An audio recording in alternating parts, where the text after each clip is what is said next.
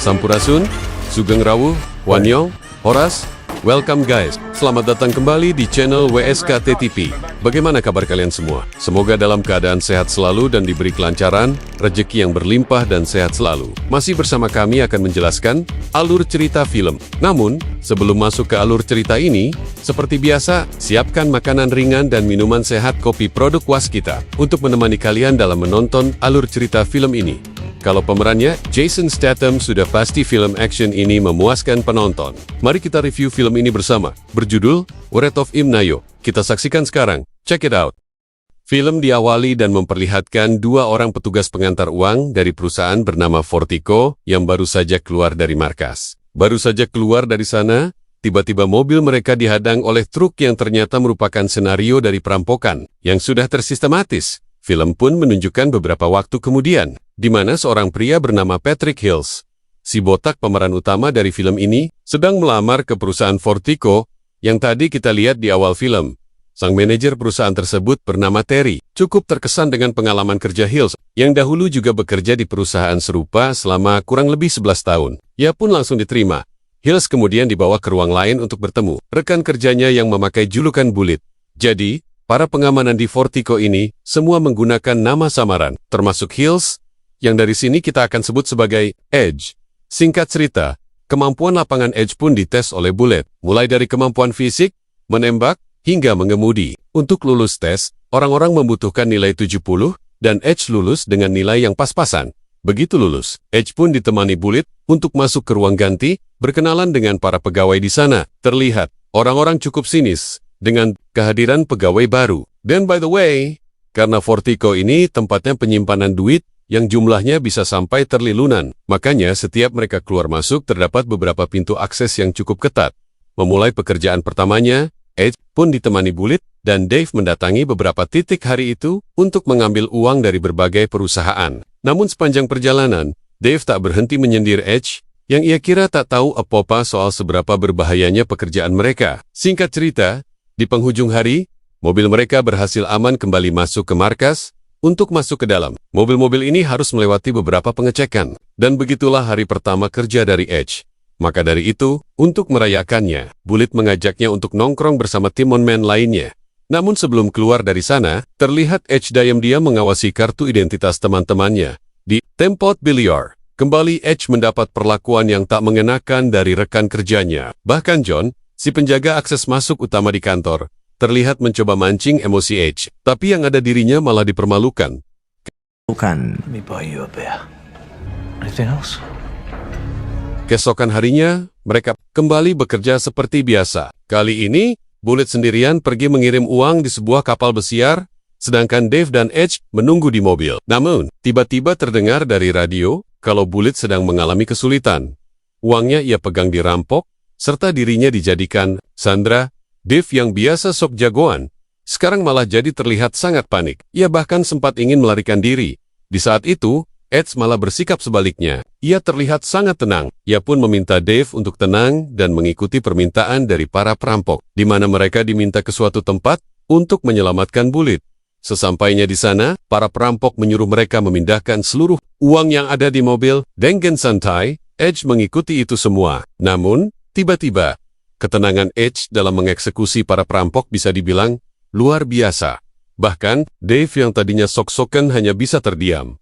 Di akhir aksinya, Edge sempat mengejek satu persatu wajah dari para perampok yang ia bunuh. Akibat kejadian ini, mereka bertiga pun sempat diinterogasi oleh dua orang yang kemungkinan dari kepolisian khusus. Saat giliran Edge diinterogasi, mereka bertanya-tanya bagaimana ia bisa membunuh 6 orang sekaligus tanpa terluka. Belum lagi kemampuan menembaknya sangat akurat dan jauh dari waktu hasil tesnya pas awal masuk. Namun, Edge menjawab dengan santai bahwa itu semua hanyalah kebetulan.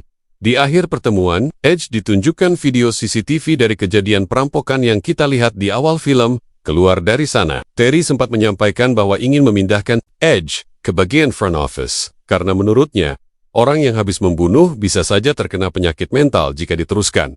Tapi, pendapat sang manajer langsung dibantah oleh owner Fortico yang sangat senang dengan kinerja Edge. Di lain sisi, dua orang tadi yang menginterogasi Edge pas keluar dari sana, langsung menelepon bosnya dan bilang kalau benar, Edge adalah orang yang mereka cari-cari. Si bos juga bilang kalau begitu biarkan Edge di sana, karena kita sudah tahu alasannya kenapa, yang nantinya akan terjawab sendiri di pertengahan film. Malamnya, seorang wanita datang ke apartemen Edge dan membawakan file rahasia mengenai latar belakang dari tiap anggota pengamanan di Vertigo, serta sebuah file hasil autopsi. Malam itu, ia juga tak berhenti mengulang video terkait tragedi yang sempat ia lihat tadi. Dari sini kita akan dibuat semakin penasaran. Siapakah Edge sebenarnya? Keesokan harinya saat masuk kerja, orang-orang di Vertigo tak lagi memandang Edge belah mata. Mereka malah melihatnya sebagai seorang pahlawan. Hingga akhirnya tak terasa Edge sudah bekerja di sana selama kurang lebih 3 bulan. Dan di suatu siang, saat mereka sedang melaksanakan tugas, mobil mereka kembali dihadang oleh beberapa orang tak dikenal. Para perampok handal ini berhasil menangkap Bullet dan mulai menembakkan gas ke dalam mobil. Namun kembali, Edge terlihat sangat tenang dan memilih keluar dari pintu belakang mobil sambil menahan napas. Begitu para perampok melihat wajahnya tiba-tiba, apa sebenarnya yang terjadi? Bagaimana bisa perampok bersenjatakan lengkap ketakutan? Saat melihat Edge, makanya Terry sebagai manajer merasa ada yang janggal dengannya. Bullet sendiri saat tiba menceritakan kejadian tersebut ke Dave, di mana saat para perampok melihat Edge, mereka semua kabur seakan-akan melihat hantu. Di lain sisi, kejadian ini membuat Edge semakin terkenal. Bahkan seorang pengamanan wanita bernama Dana langsung mengajaknya tidur bareng. Tapi tetap saja, Edge terlihat seperti menyembunyikan sesuatu.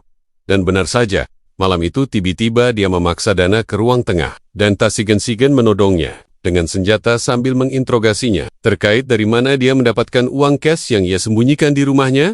Apakah ia bekerja sama dengan para perampok? Untungnya, Dana berkata jujur kalau ia mendapatkannya secara tidak sengaja karena kesalahan klien ataupun sistem di Vertigo. Dan selama ini, ia tak pernah bekerja sama dengan para perampok. Edge cuma memperingatkan, seandainya Dana tak berkata jujur, ia memiliki semua informasi terkait orang-orang yang ia sayangi, termasuk foto dan alamat orang tuanya di desa.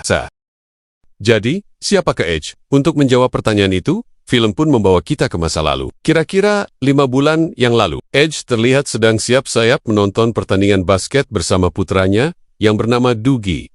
Saat akan menaiki mobil, tiba-tiba ia mendapat telepon dari anggotanya bernama Mike.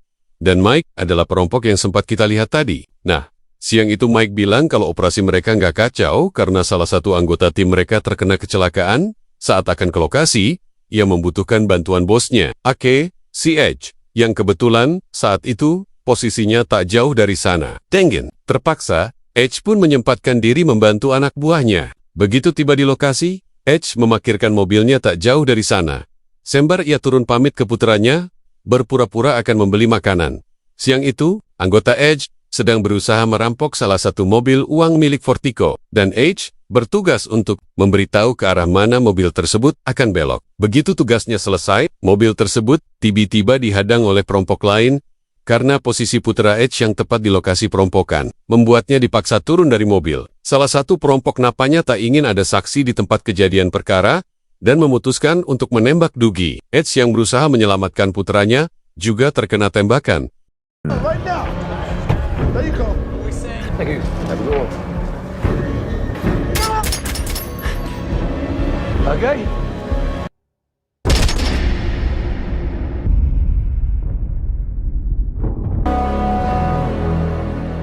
3 minggu kemudian, setelah beberapa kali operasi karena terkena 4 tembakan, akhirnya Edge berhasil bangun dari kondisi koma. Sayangnya, putranya Dougie tak semujur dirinya. Dougie adalah putra semata wayang dari Edge. Akibat kejadian itu, istrinya menyalahkan Edge dan menganggapnya sebagai pembunuh anaknya sendiri. Akhirnya, mereka berdua pun memutuskan untuk bercerai. Mungkin kita lihat Edge tak meneteskan air mata, tapi hatinya hancur berkeping-keping.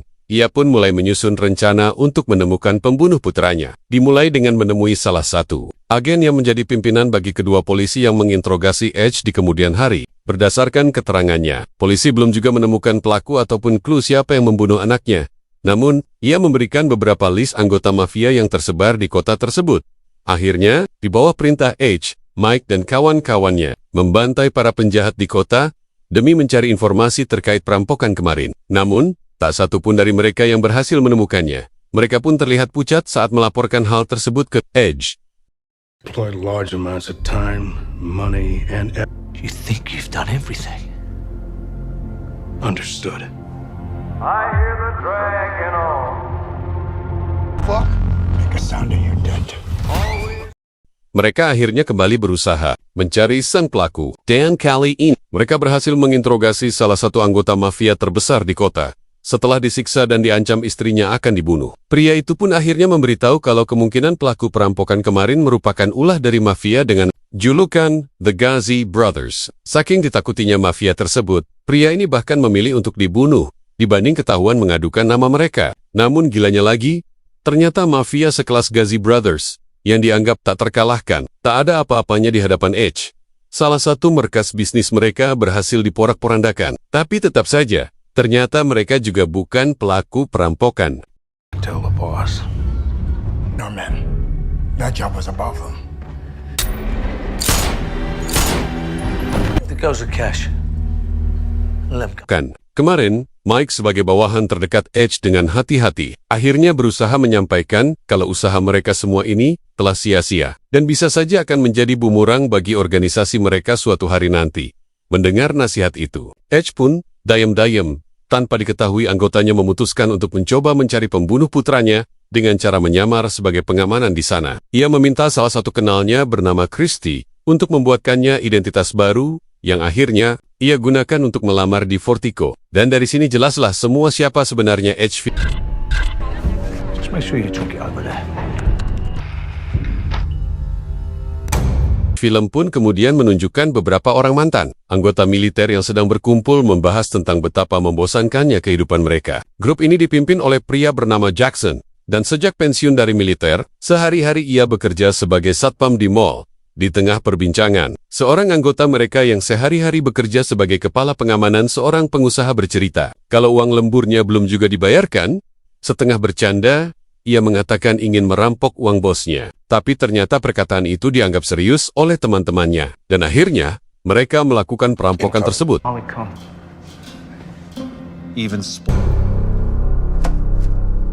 Sayangnya, hasil curian mereka tak sebanyak yang diharapkan. Dari sinilah akhirnya mereka mencoba mencari target yang lebih besar, dan tak lain adalah truk pengantar uang. Menggunakan koneksi orang dalam, mereka berhasil mengetahui pergerakan dari truk yang ingin mereka curi, dan dari sana operasi berjalan dengan sangat lancar.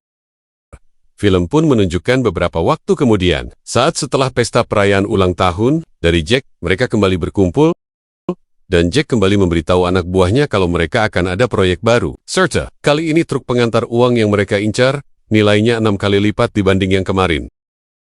Tapi dari mana Jack bisa tahu semua ini? Ya, dari orang dalam yang tak disebutkan namanya.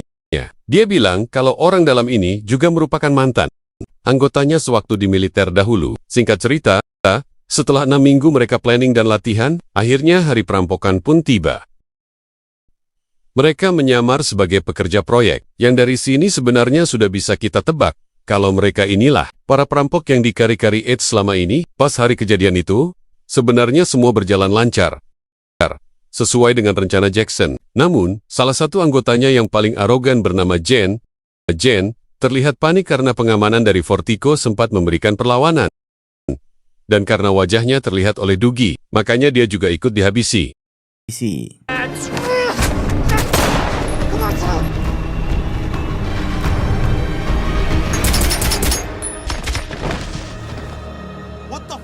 Setelah merampok, Jackson dan anggotanya vakum tanpa bergerakan kurang lebih selama 5 bulan. Dan kali ini, mereka kembali berkumpul karena akan kembali melakukan aksi perampokan besar-besaran. Mereka tak lagi mengincar truk pengantar uang, namun yang akan mereka rampok adalah isi brankas dari Fortico itu sendiri. Jika berhasil, mereka bisa mendapatkan uang sampai triliunan. Tapi, tentu saja, semakin besar keuntungannya, semakin besar juga resiko. Rencana matang mereka ini muncul berkat bantuan orang dalam Fortico sendiri yang tadi Jackson sempat sebutkan. Nothing if our guy doesn't come through. Tom, he'll come through. Okay, let's run. Akhirnya, 3 minggu kemudian, hari eksekusi pun tiba. Jackson sendiri berpamitan ke istri dan anaknya yang tak tahu apa-apa soal aksi gilanya. Dari sana, ia sempat singgah untuk menjemput Jen. Melihat isi apartemen Jen dipenuhi barang-barang mewah, Jackson sempat emosi karena hal itu bisa membuatnya dicurigai kepolisian. Di lain sisi, minggu itu brankas di Fortico bisa dibilang lagi penuh-penuhnya. Pengamanan di sana pun ditingkatkan.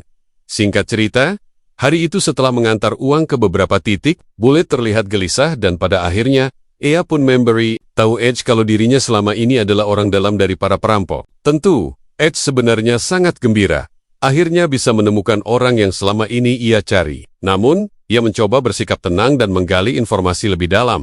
Bullet sendiri bercerita kalau hari ini teman-temannya akan merampok berangkas Fortico, dan alasan ia memberitahu Edge terkait rencana ini tak lain karena ia membutuhkan bantuannya untuk bisa masuk ke markas tanpa dicurigai. By the way, Mimin kembali mengingatkan bagaimana sistem di Fortico di mana untuk mobil bisa kembali masuk ke markas. Mereka membutuhkan laporan dari 2 orang yang sejak awal bertugas. Jika tidak, akses tak akan diberikan. Maka dari itu, Edge pun berpura-pura untuk setuju dengan tawaran Bullet. Dari sana, mobil mereka mengangkut 4 orang anggota Jackson. Namun, untuk memastikan rencana berjalan dengan lancar saat di gudang, tangan Edge diikat dan senjatanya diambil. Today, you'll see tomorrow. Sejauh ini, semua berjalan sesuai dengan rencana yang Jackson sudah buat. Mobil pun berhasil kembali ke markas tanpa dicurigai. Dan dari sana, mereka berhasil masuk ke brankas yang sedang dibuka. Sayangnya, posisi tangan dan kaki Edge diikat, sedangkan Bullet dan teman-temannya berpura-pura sedang ditawan demi bisa masuk ke ruang akses utama. Para penjaga di sana akhirnya terpaksa memberikan perlawanan.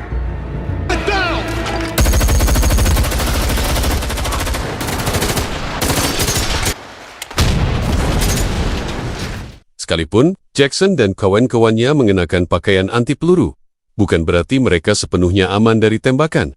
Salah seorang di antara mereka pun tumbang. Tapi, misi berhasil, di mana pintu akses agar mobil utama mereka bisa masuk ke markas berhasil dibuka. Dan di saat mereka sibuk memindahkan uang, disitulah akhirnya Edge memulai aksinya. Then join 3 in the truck.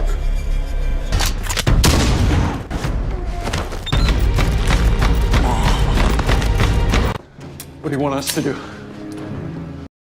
Edge juga mengambil pakaian yang musuhnya tadi kenakan. Berkat penyamarannya, ia berhasil membunuh satu lagi anggota Jackson. Setelah itu, ia diam-diam memasukkan HP ke salah satu tas uang di dalam mobil. Di lain sisi, Dave dan Terry yang tadinya sudah dibebaskan oleh Edge, sempat menjadi diincaran. Salah satu perampok, hampir saja mereka mati jika Edge tak segera muncul dan membunuh perampok tersebut.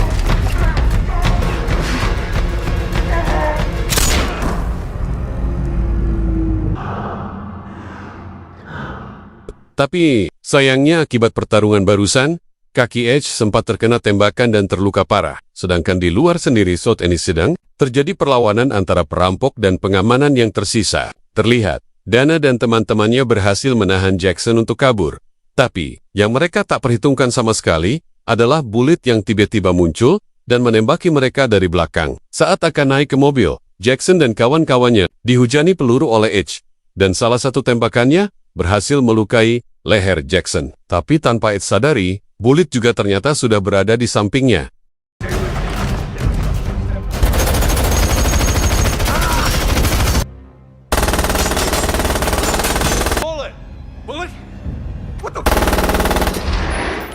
Nah, dari sini tersisa Bullet, Jackson, dan Jane. Namun, bagaimana mereka akan kabur? Ternyata, menggunakan mobil baja Fortico, mereka berhasil menembus barikade polisi. Dari sana, mereka mengarah ke sebuah gedung yang mereka sudah rancang agar polisi tak bisa mengikutinya. Sesampainya di sana, tas-tas uang tersebut dipindahkan. Sedangkan luka Jackson terlihat semakin parah. Sebenarnya, beberapa hari sebelum eksekusi, Jackson dan anggotanya sempat membuat perjanjian, di mana jika hanya ada satu orang yang selamat dari perampokan ini, dia harus merawat keluarga dari Moonman yang ditinggalkan dengan membagi uangnya. Tapi, Jackson terlihat khawatir jika yang selamat itu adalah Jay, karena ia terkenal egois dan tak beradab. Dan benar saja, bukannya membantu Jackson melarikan diri, ia malah membunuhnya.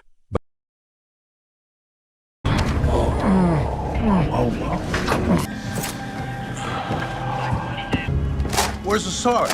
It's not coming. Di gedung itu, terdapat sebuah terowongan rahasia yang tak diketahui siapapun. Menggunakan motor ATV yang sudah mereka letakkan di sana, uang-uang itu kemudian diangkut ke ujung tunnel, yang di sana juga sudah terdapat mobil yang siap digunakan. Di akhir aksi ini, sebenarnya Bullet ingin mengkhianati Jane, tapi ternyata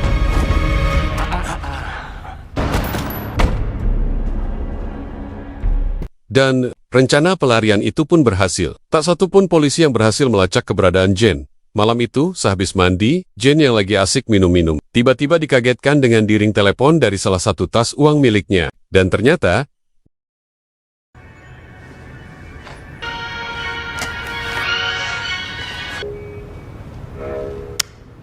Jane mengira kalau H di sana karena ingin mengambil uangnya. Padahal, H hanya ingin Jane membacakan sebuah berkas yang tak lain adalah hasil otopsi dari putranya, terkait di mana saja peluru menembus tubuhnya hingga akhirnya meninggal. Dan dari sana, H pun memberikan balasan yang setimpal. Read this. Bullets A1 and A2 enter the right lung. Lungs. His name was Dougie.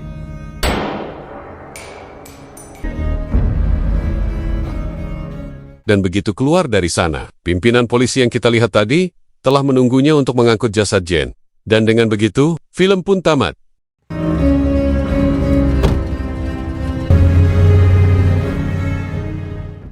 Terima kasih. Sampai bertemu review film selanjutnya. Jangan lupa like, komen, dan subscribe.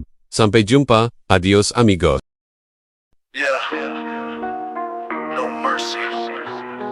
No peace. This is the wrath of a man. Step in the dark, feel the cold of the steel. Eyes like fire, got a heart you can't heal. Blood on the floor, I'm the ghost in the plan. Every move screams the wrath of a man. Wrath of a man, you can't understand. Vengeance is justice delivered by hand. Wrath of a man, no soul to defend. Cross me once and it's death at the end. Silence speaks louder than the sound of a gun. Game ain't over till the reckoning's done. No faith, no trust, just the scars where I stand. Payback's written in the wrath of a man. No prayers, no light, can't hide from the night. I move in the shadows, I strike out of sight. Cold calculation, a lethal demand. The world will remember the wrath of a man. Wrath of a man carved deep in the land. Fear in your veins when you face where I stand. Wrath of a man, the storm will relent. This is the fury that never repents.